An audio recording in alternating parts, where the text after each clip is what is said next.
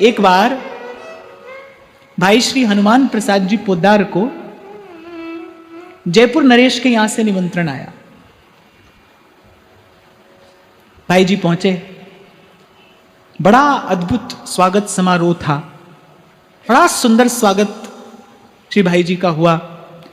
जिस स्थान में उनको बैठाया गया वो बड़ा सुंदर स्थान था, बड़ी सुंदर व्यवस्था थी। कहते हैं जब श्री भाई श्री ने अपना संबोधन आरंभ किया तो उन्होंने एक एक करके पहले सारी व्यवस्था को प्रणाम किया।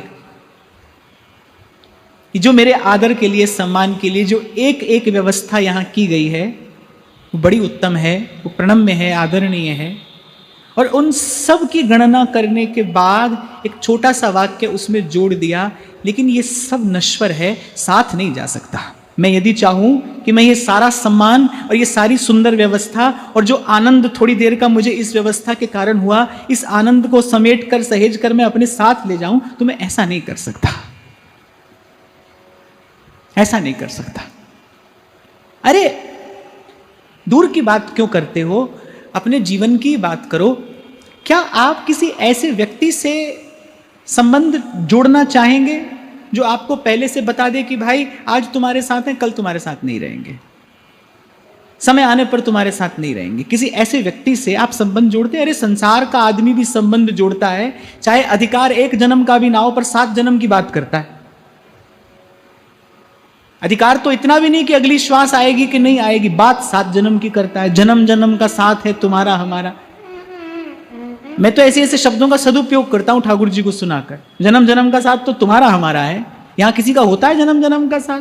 ना होता है। और एक और बात आपके कान में बताऊं, ना कोई रखना चाहता है, होता भी नहीं और कोई रखना भी नहीं चाहता है। झूठी बात है, झूठा संसार, झूठी बात है।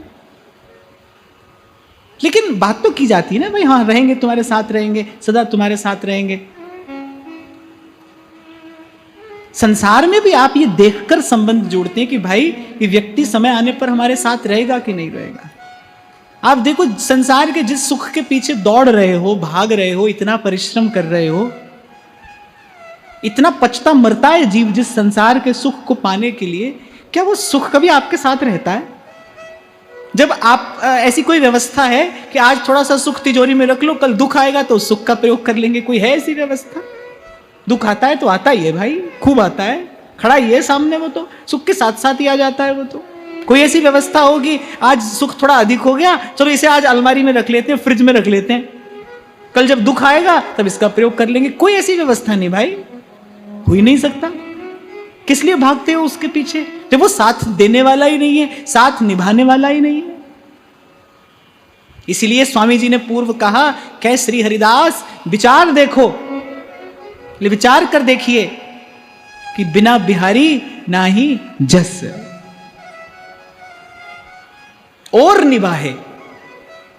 इस पद में हमने चिंतन किया ना, हित तो कीजिए कमल नयन सो, और अंत में श्री स्वामी जी कहते कह हरिदास हित कीजिए बिहारी सो और निभाए। और निभाए माने अंत तक निभाने वाला है, अंत तक निभाता है। नहीं तो संसार का तो संबंध बारू की सी भीत है, रेत की दीवार है। व्यक्ति जिस हाथ से बनाता है उसी ठोकर से गिर भी जाती है।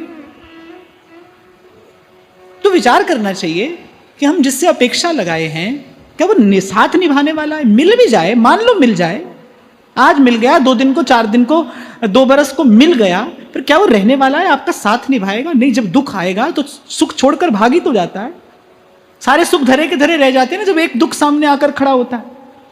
इसीलिए कह रहे हैं अरे हीरा बहुत जवाहर संचय, और कह रहे कहा भयो हस्ती दर बांधे। हस्ती दर बांधे माने द्वार पर हाथी बंधे हैं। आपके शब्दों में कह दूं तो आपके द्वार पर BMW मर्सिडीज खड़ी है। आज के परिप्रेक्ष्य से हम विचार करें तो वे कह रहे कहा हीरा बहुत जवाहर संचय और कहा भय हस्ती दर बांधे। हमारे कृष्णदास भावुक जी का पद है, कह रहे हरिदासन सो गर्व न करिए, इन अपराध परम पद हूते उतर नरक में परिये। और फिर कहते हैं हाथी घोड़ा चढ़ मेरे भैया भव सागर नहीं तरिए। तो यहां से वहां, वहां से यहां। देखो संसार का कोई भी श्रेष्ठ से श्रेष्ठ साधन है, पहुंच तो उसकी संसार तक की है ना, संसार से पार ले जा सकता है। कोई ऐसा विमान बनाया है जो स्वर्ग तक ले जाए?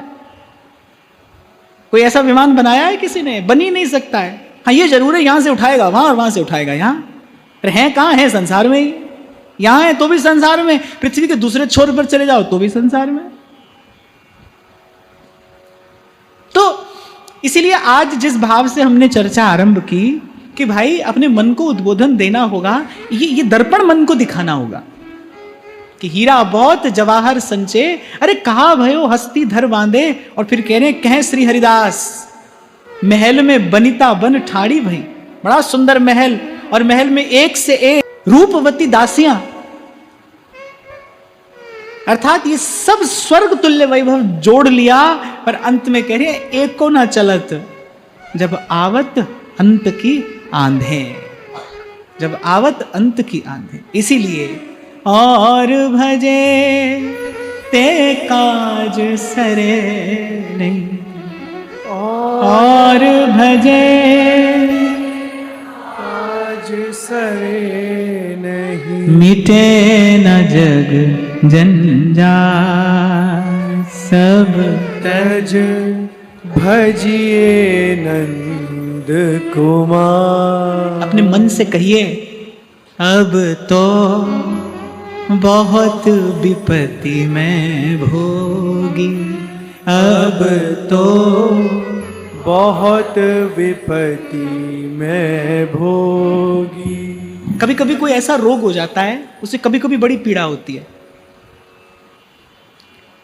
वैद्य डॉक्टर कहता है कि भाई ये दवाई ले लो, लेकिन ऑपरेशन तो कराना ही पड़ेगा, 2-4-6 महीना काम चलाना है तो चला लो, पर ऑपरेशन तो कराना पड़ेगा, दवाई से रोग का निदान नहीं होगा। अच्छा, जब पीड़ा होती है ना तो व्यक्ति कहता है जो होना हो आज हो जाए, अभी हो जाए। लेकिन जैसी औषधि लेकर थोड़ी पीड़ा शांत होती है, फिर व्यक्ति कहता है अच्छा चलो फिर कभी देखेंगे। ऐसा होता है ना महाराज, तो फिर बाद में कभी देखेंगे। जीव की बिल्कुल यही दशा है, ऐसा ही है।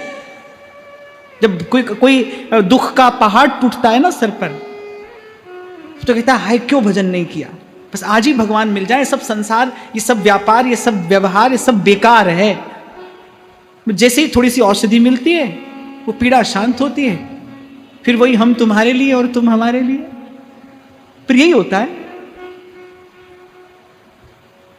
पर संत एक बार जान लेता है ना जब कि अब तो बहुत विपत्ति में भो। नागरिया जी कहते हैं, ठाकुर जी से कह रहे हैं, अति पिटवायो माया पेते, अति पिटवायो माया पेते। कोई बड़ा दुलार रहा हो, पुचकार रहा हो संसार में, जैसे संत लोग संसार के दुख को सुख और सुख को दुख करके जानते हैं। सेवक जी महाराज कह रहे हैं ना, मान मान अपमान सम। संत की दृष्टि यही कह रही कि मान मान अपमान सम।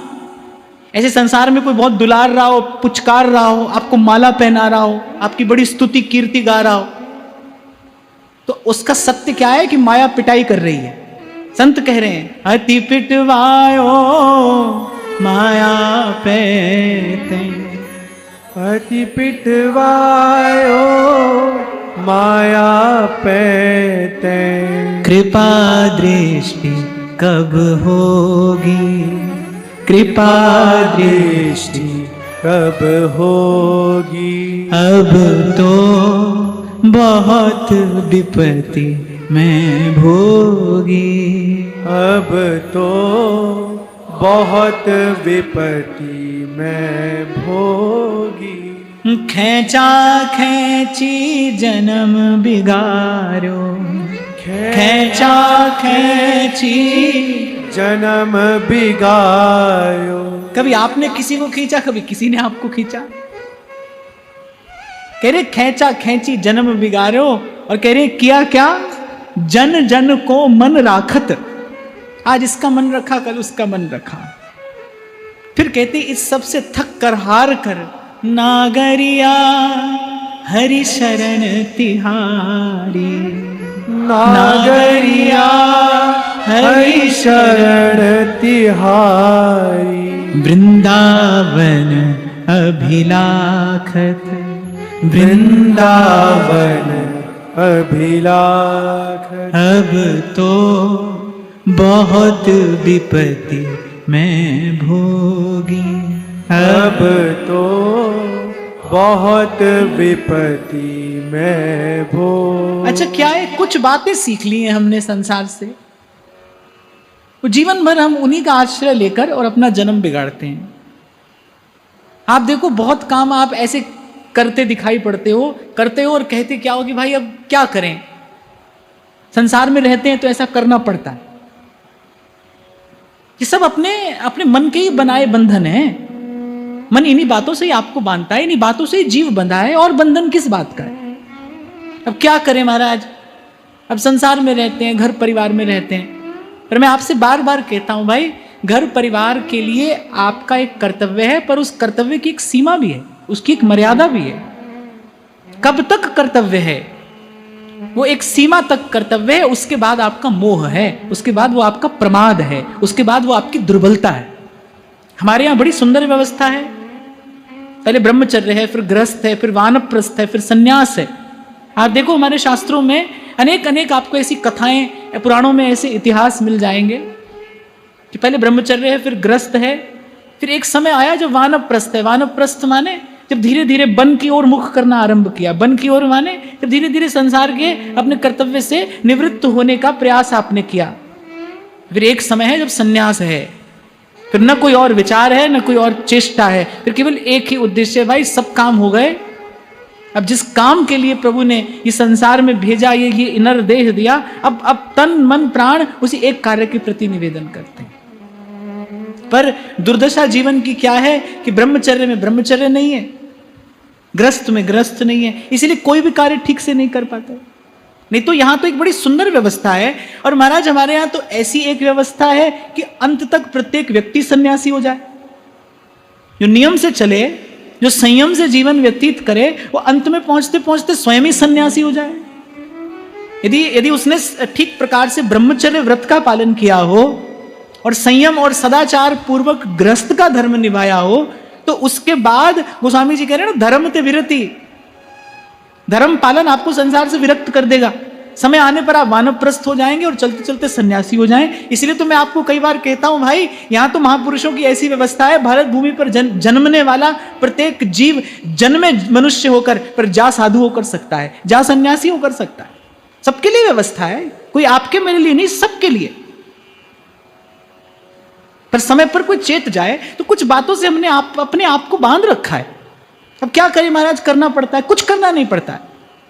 बहुत बार मैं देखता हूं कि लोग किसी के घर दूर ब्याह पर जाने के लिए और कितना प्रयास करते हैं, कितना परिश्रम करते हैं, कितनी तैयारी करते हैं। पूछो कि क्यों इतना परिश्रम करें, बोले नहीं जाएंगे तो उनको बुरा लगेगा। किसी को बुरा नहीं लगता है भाई, तुम मत जाओ, खूब मत जाओ, उनका कार्य तो हो ही जाता है, किसी को बुरा नहीं लगता है। आप जाना चाहते हैं, केवल आपकी स्वीकृति, आपकी सम्मति है, आप वहां कहीं सुख बुद्धि लेकर जाना चाहते हैं, तो ये आपके मन की दुर्बलता है।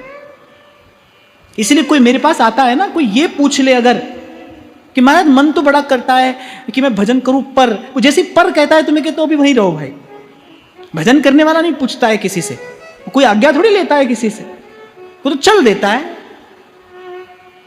जब नदी की धारा प्रबल होती है तो वो समुद्र की ओर चलती है, और मार्ग में आने वाली किसी भी बाधा को हटाती हुई, उसका अतिक्रमण करती हुई वो तो अपने गंतव्य की ओर जाती है।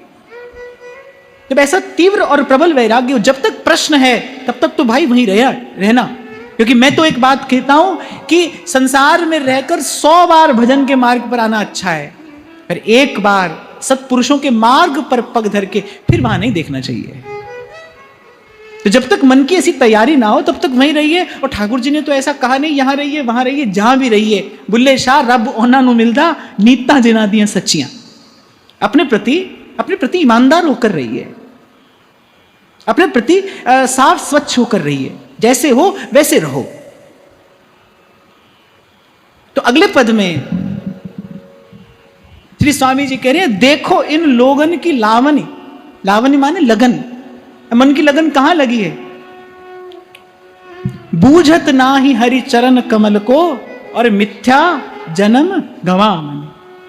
देखो इन लोगन की लावन, देखो इन लोगन की लावन, बूझत नाही हरि चरण कमल को, बूझत नाही हरि चरण कमल को, मिथ्या जन्म गवावनि, मिथ्या जन्म गवावन। अब श्री स्वामी जी संसार की ओर दृष्टिपात करके, पर कह किससे रहे? कह अभी भी अपने मन से ही रहे कि देखो इन लोगन की लावनी, कि बूझत नाही हरि चरण कमल को, मिथ्या जन्म गवावनी। अर्थात ये नहीं किया, श्री ठाकुर जी के चरण कमलों को हृदय मंदिर में पधराया नहीं, मन प्राणों से उनका अभिषेक नहीं किया, कभी उनके चरण कमलों का स्मरण करके नेत्रों से प्रेमाश्रु नहीं बहाए, प्रेम की उस दिव्य संपत्ति का यदि भोग नहीं किया, तो सोई है गमार जिस कियो नहीं प्यार और नहीं पायो दरबार या नंद के कुमार को।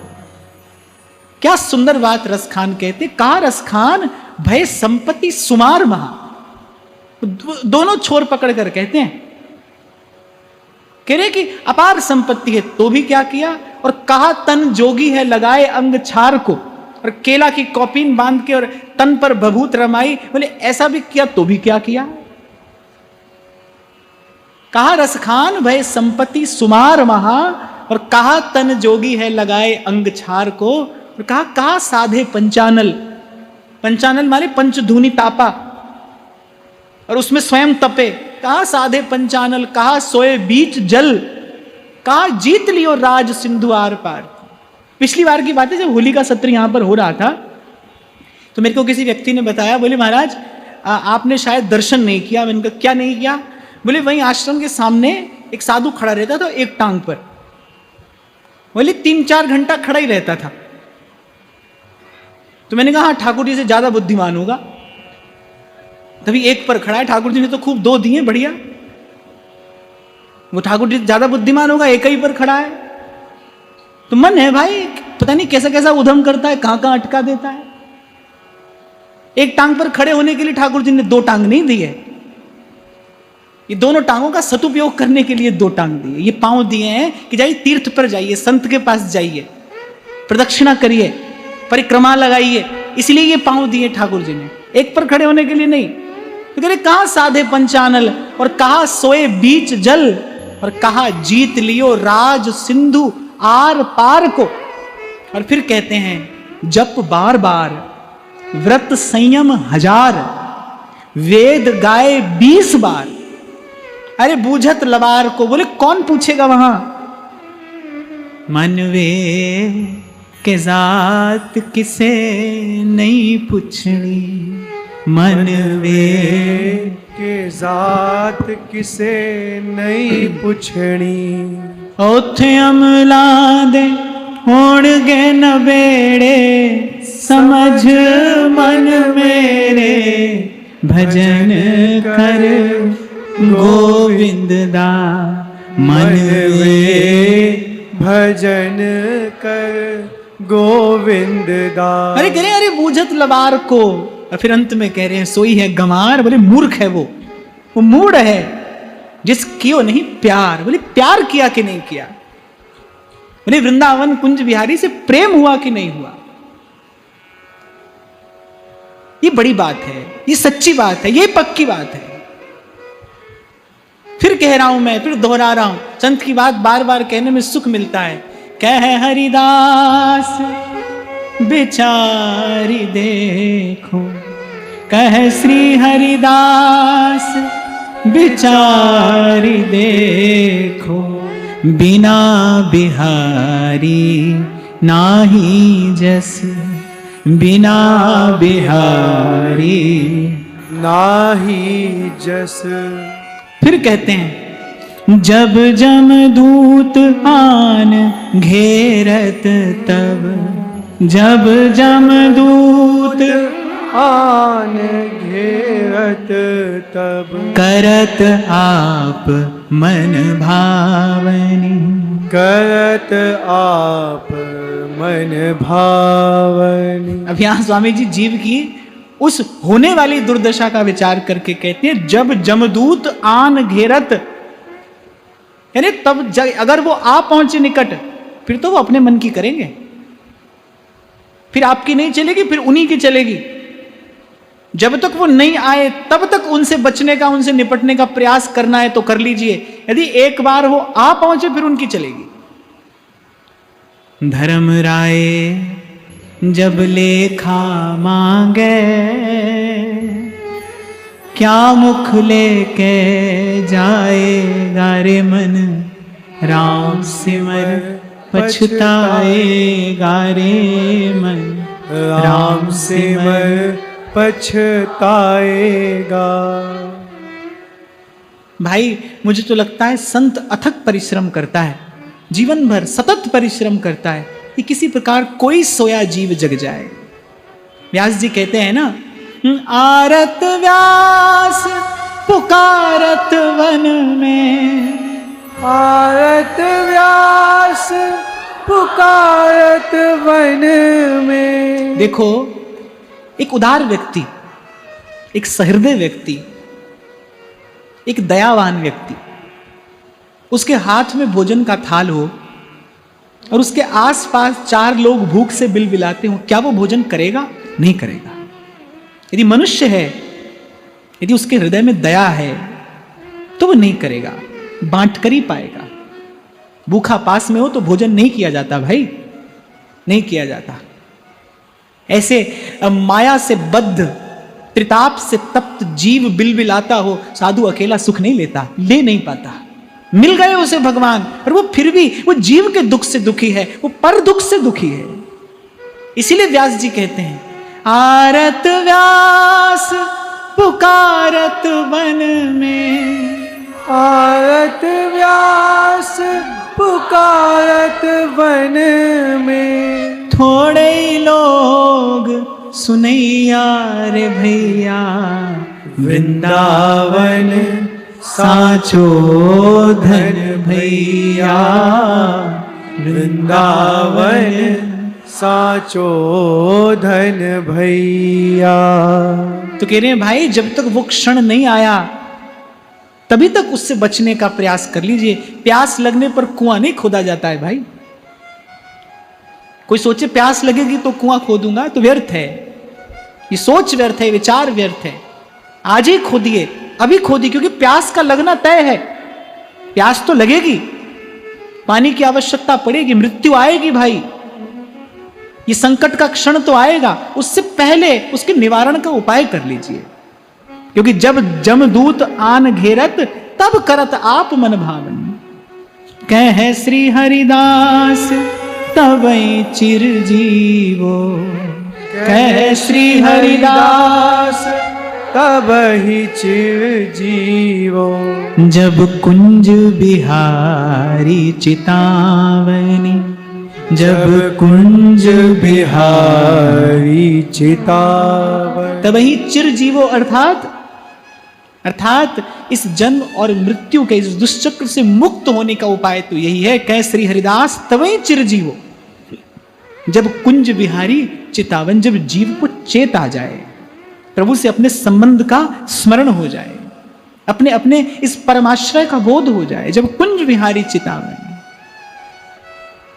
हमारी हरि तुम ही सो सुधरेगी, तुम ही सो सुधरे, तुम ही सो। हे प्रभु, आप तो मेरी ओर देखते हैं, पर कुछ ऐसे देखिए कि मैं भी आपकी ओर देखूं। एक प्रभु की दृष्टि है जो सदा सर्वदा सर्वत्र है, सब पर है, लेकिन एक प्रभु की कृपा दृष्टि है। कहते हैं जब प्रभु कृपा दृष्टि से देखते हैं तब जीव उनकी ओर देखता है, तब ये माया का, ये कर्म का बंधन शिथिल पड़ता है, ये माया जाल टूटता है। जब श्री ठाकुर जी जीव को कृपा भरी दृष्टि से देखते हैं। ध्यान रखना, दृष्टि उनकी सब पर है, सदा है, सर्वत्र है। फिर एक है कृपा दृष्टि, उसी कृपा भरी दृष्टि की याचना संतों ने की है। पिए रंग भरी कटाक्ष, नेक चित वो मोह माही। उससे क्या होगा? बढ़े प्रीत की रीत, बीच कछु होए न बाधा। तुम हो परम प्रवीण, प्राण वल्लभ श्री राधा। ब्रज वृंदावन श्याम प्यारी भूमि है, ब्रज वृंदावन श्याम प्यारी भूमि है। तहाँ फल फूलन भार रहे, द्रुम झूमी है। भार रहे द्रुम झूम।